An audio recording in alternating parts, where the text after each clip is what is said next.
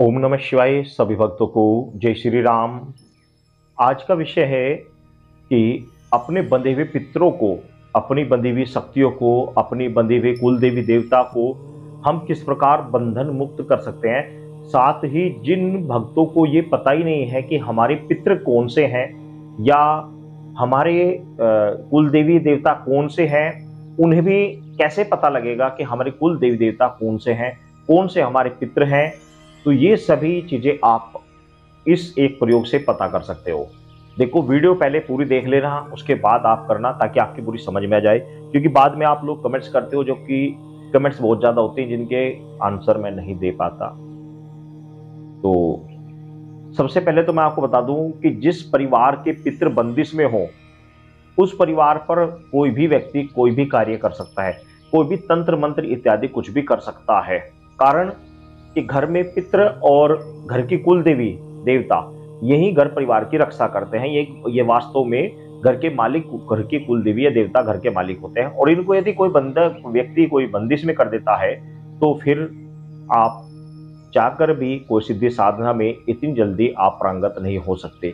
कारण कि आपके घर की कुल देवी बंधी हुई है, आपके घर के कुल देवता बंधे हुए हैं। तो ऐसी स्थिति में बहुत बड़ी समस्या पैदा हो जाती है। तो यदि आपके साथ ऐसा हो रहा है, तो आपके लिए ये वीडियो है। साथ ही बहुत सारे साधक ऐसे भी होते हैं जिनकी शक्तियां बंधी हुई होती हैं। उन कुछ तांत्रिक उनकी शक्तियों को बांध देते हैं, या गुरु ही कई बार शिष्य की शक्तियों को आने से रोक देता है। तो ऐसी स्थिति में आप अपनी शक्तियों को कैसे आप खोल सकते हैं। तो आप भक्तों के पास जाओगे, लेकिन आपकी शक्तियां नहीं खुल पाएंगी। मैंने पहले भी कई वीडियो इस तरह की बनाई हुई हैं, लेकिन मैंने अक्सर देखा कि साधक भाई इस कार्य को करते तो है नहीं, और चाहते हैं कि हमारी ये कार्य सब सिद्ध हो जाए। देखो भाई, बिना करे कुछ नहीं होता। बिना करे कुछ नहीं, तो कुछ करने से ही कुछ होता है। बिना करे तो आपको आपके मुंह में निवाला भी नहीं जाएगा, खाना भी नहीं जाएगा। उसके लिए भी आपको परिश्रम करना पड़ेगा, कुछ मेहनत तो करनी पड़ेगी, तभी आपको सफलता प्राप्त होगी। मैं जो आपको बता रहा हूँ, इसमें आपको कोई लंबा चौड़ा कोई अनुष्ठान करने की आवश्यकता नहीं। आप नॉर्मल डेली जो पूजा करते हैं, उसी पूजा को एक तरीके से करें, ताकि आपके घर के कुल पितर, आपकी देवी शक्तियां और आपकी कुल देवी देवता इत्यादि जो भी बंदिश में है, वह खुलकर आपके पास आ जाए, आपको रास्ता दे। और यदि आपको नहीं पता कौन से हैं, तो भी आकर आपको बताएंगे। आपके पास कौन सी दिव्य शक्ति आ रही है, आपको नहीं पता है, तो भी आपको पता लगेगी। अब मैं आपको विधान बता रहा हूँ, विधान को आप पहले पूर्ण तरीके से समझ लें, किस प्रकार क्या करना है। सर्वप्रथम तो आपको करना क्या है, इस विधान को करने के लिए आपको शनिवार का दिन चाहिए होगा। शनिवार के दिन पहले आप एक हाजिरी तैयार करें। इस तरह का एक दोना ले लें, ये दोना जो हलवे का दोना होता है, इस तरह का आप एक दोना ले लें। उसके अंदर आप एक पान का पत्ता रख लें, डंडी वाला पूरा पान, साबुत पान एक रख लें।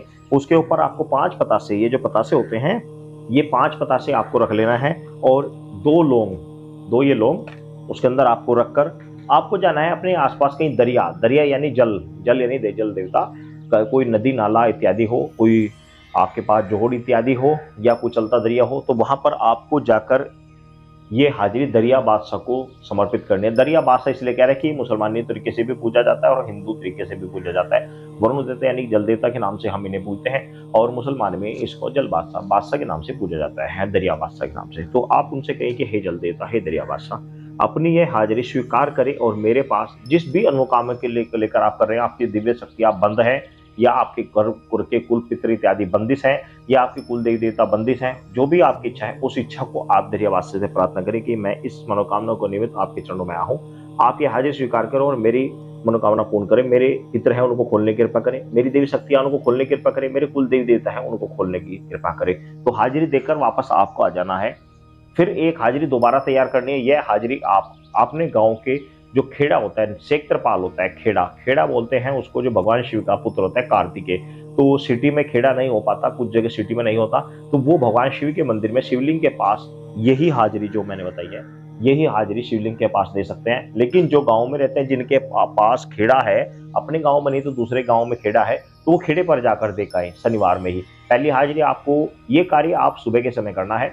सुबह पहले आप दरिया में जाएं, उसके बाद में फिर आपको खेड़े पर हाजिरी देकर आनी है।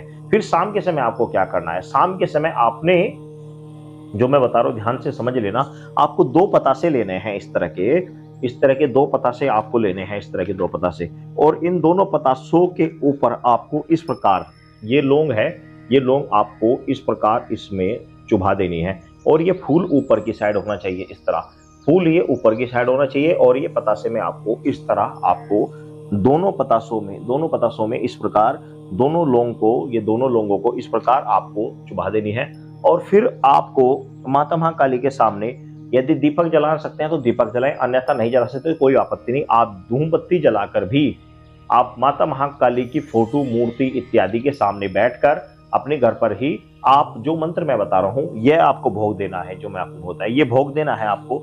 और माता महाकाली के सामने आपको बैठकर एक मंत्र मैं आपको बता रहा हूं, इस मंत्र का आपको 108 बार जाप करना है। ये कंटिन्यू आपका 41 दिन तक ये नियम चलेगा। हाजिरी दरिया पर और खेड़े पर सिर्फ एक ही बार जाएगी, वो बार बार नहीं जाएगी। उसके बाद सिर्फ और सिर्फ आपको क्या करना है, शनिवार के दिन शाम के समय प्रारंभ करके फिर सुबह 108 बार मंत्र, फिर शाम को फिर 108 बार मंत्र। इस प्रकार आपको पहले शनिवार से शाम के समय से प्रारंभ करके अगले 40 दिन तक, ये पहला दिन तो आपका जिस दिन आप दरिया को हाजिरी देकर वो हो गया, शाम को आपने 108 मंत्र जपे, फिर अगले दिन दूसरे दिन सुबह शाम, फिर तीसरे दिन सुबह शाम, इस प्रकार सुबह शाम, इस बार सुबह शाम आपको 41 दिन तक कंटिन्यू जो मंत्र मैं आपको बता रहा हूं इस मंत्र को आपको जाप करना है। 41 दिन बाद 42वें दिन आपको थोड़ा सा हलवा बना लेना है और थोड़ा सा आपको 5-7 पूरी आपको बना लेनी है और एक काली चुन्नी, एक नारियल आपको माता महाकाली के मंदिर में आपको 16 श्रृंगार का पैकेट, ये सभी सामान माता महाकाली के मंदिर में आपको चढ़ा कराना है।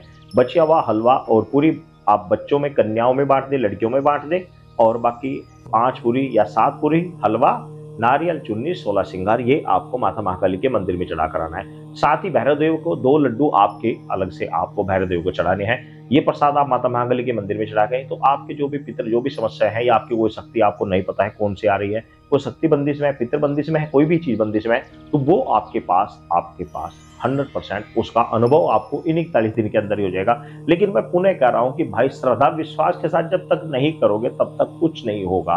भाई मेहनत करने से कुछ होगा, बिना मेहनत करे कुछ भी नहीं होता। देखो आज हम जो कुछ भी प्राप्त हो रहा है ये हमारे पूर्व जन्मों के कर्मों के कारण ही हो रहा है और हम जो कर्म करेंगे इसके आधार पर ही हमें आगे फल मिलेगा।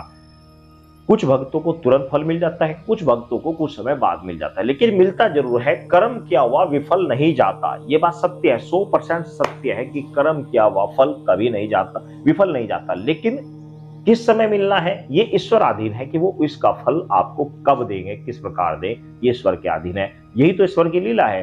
तो अब आप मंत्र ध्यान से सुन ले। मंत्र है ओम नमो आदेश गुरु को जल फूलू जल वायु फूलू फूलू जल की काई अमुक की बंदी विद्या फूलू तेरी जोत जलाई ये बंधन खुद खोले काल का माई घरवत के पितर खोलू देवी खोलू देवता खोलू मरगट से मैदान से खित्तर से चौगान से सैयद से धरती से आसमान से जो मेरा खोलन है खुले तो आन राजा रामचंद्र की आन महादेव की माता पार्वती की आन सद साचा पिंड गाचा पूरो मंत्र ईश्वर वाचा।